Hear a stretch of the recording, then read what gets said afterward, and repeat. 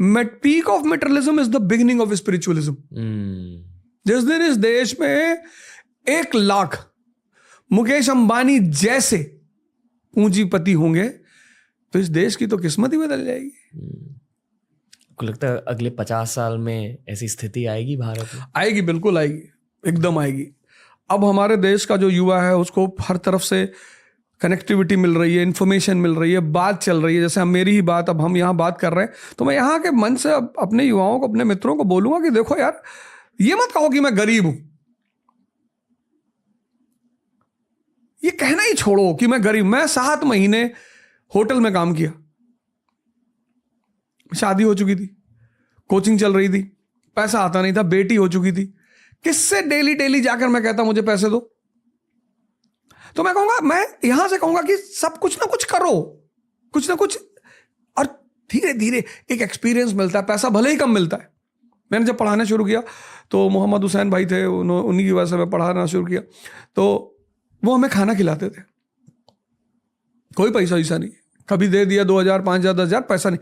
लेकिन हमारे साथ के लोग कहते थे तुमको बेवकूफ़ बना रहा है। अरे मैंने कहा कोई बेवकूफ़ नहीं बना रहा है, अनुभव दे रहा है। तो जब आप बाहर निकलते हो, समाज को फेस करते हो, कुछ काम करते हो, तो पैसे कम मिलेंगे आपको, नो डाउट।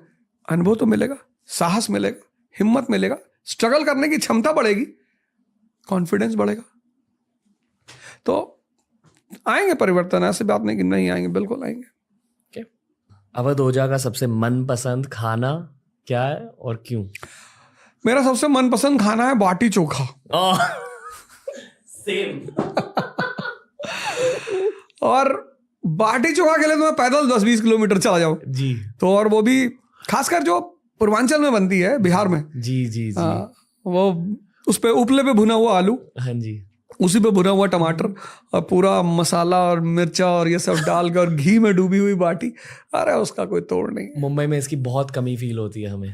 अच्छा, यहाँ अच्छे लिट्टी चोखा या बाटी चोखा मिलते नहीं। ओह, तो मैं बोलता हूँ अपने किसी दोस्त को कि भैया तुम लॉन्च करो, मुंबई में बहुत स्कोप है वहाँ।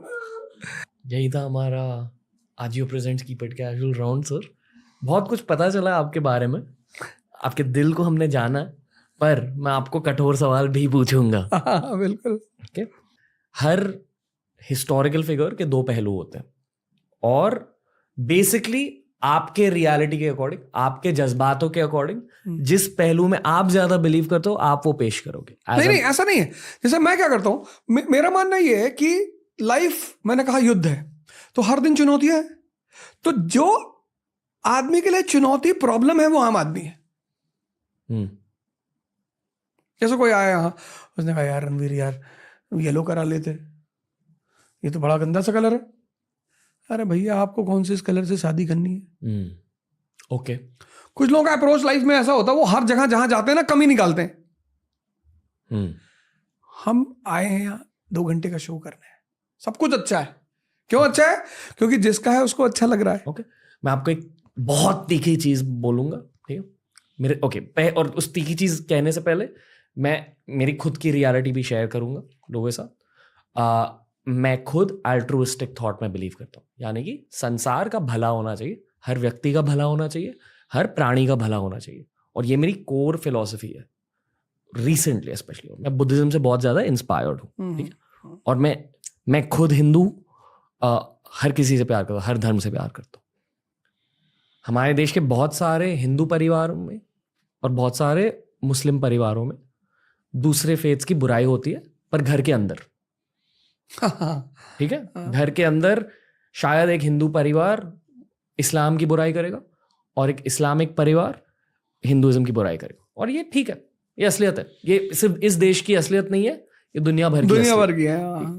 पर पब्लिक में शायद उन्हीं जज्बातों को ज्यादा सेलिब्रेट करने के लिए हम हिस्टोरिकल नजरिए शेयर करते हैं। एग्जैक्टली। ताकि जो हम घर पर बातें कर रहे हैं वो बातें वैलिडेट हो जाए कि ये देखो इसलिए मैं वो वैसी बातें करता हूँ। बिल्कुल।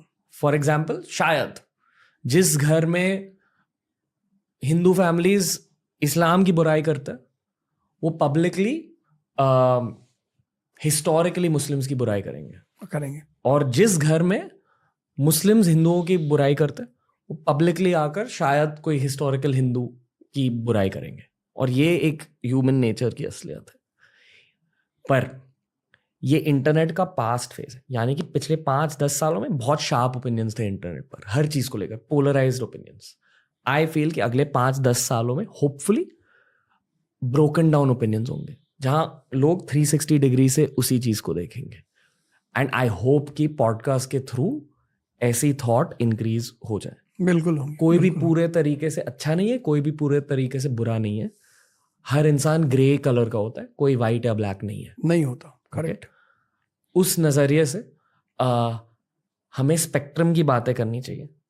आई डोंट फील कि अकबर पूरे तरीके से एक विलन भी था या पूरे तरीके से हीरो भी था। करेक्ट।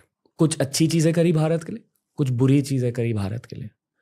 पर ओवरऑल हमारे पॉडकास्ट में आपने मुगल फेस को काफी ज्यादा हाईलाइट किया, एंड आई एम श्योर कि आपने भी मुगल फेस को इसी नजरिए से पढ़ा है, पूरे तरीके से रिसर्च के साथ। तो उस ग्रे स्पेक्ट्रम में कहाँ पड़ता है मुगल फेस? एकदम बुरा था भारत के लिए?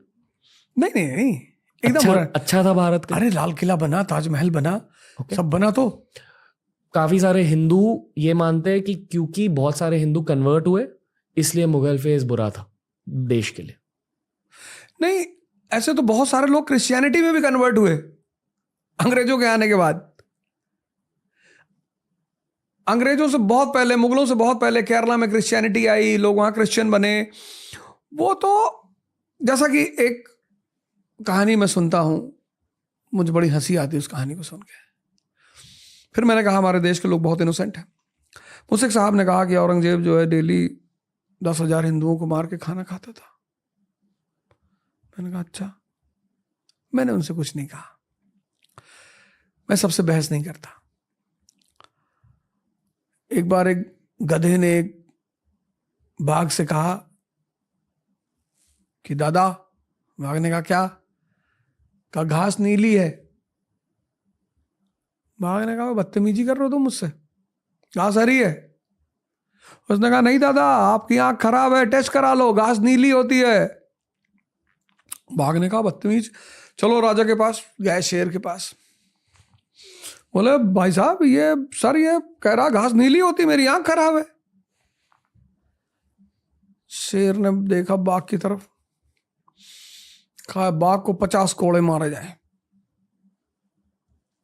गधा हंसता हुआ चला गया। तो बाघ ने कहा कि सरकार आप तो राजा हैं, आप तो देख ही रहे कि घास हरी है। बोले घास तो हरी ही है, ये सजा तुझे गधे से बहस करने के लिए मिल रही है। जिस देश में लोग इंजीनियरिंग करने के बाद कंपाउंड की डिफिनेशन नहीं जानते, 10th के बाद जिन्होंने हिस्ट्री नहीं पढ़ी 90% लोगों ने, और हिस्ट्री पढ़ी भी तो ये सुन के पढ़ी कि बेटा इतिहास पढ़ने से नौकरी नहीं मिलती, उस देश में क्या हिस्ट्री पे डिस्कशन होगा? जिस देश में 98% लोगों को सन 90 में या तो डॉक्टर बनना था या इंजीनियर बनना था। तो कोई बुरा अच्छे की बात नहीं। जैसे हमारी पड़ोस की आंटी ने मुझसे कहा कि अवध, मैंने कहा जी आंटी। बोले मेरे बेटे को स्कूल छोड़ दो। मैंने छोड़ दिया, मैं उनके लिए बहुत अच्छा हो गया। उन्होंने मुझसे कहा मेरे बेटे को स्कूल छोड़ दो। मैंने कहा मैं तो अपनी माँ की बात नहीं सुनता, तुम्हारी क्यों सुनूंगा? अब वो मेरी बुराई करने लगी।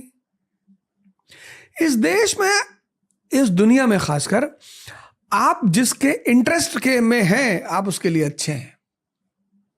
अच्छा बुरा कुछ होता नहीं। वही जो आप घर पे बात करते हो, एग्जैक्टली जो आपके दिल में है। तो मुगल्स जो है वो, मैं तो बार बार ये कहता हूं कि इस देश का आदमी क्यों नहीं सुधरता?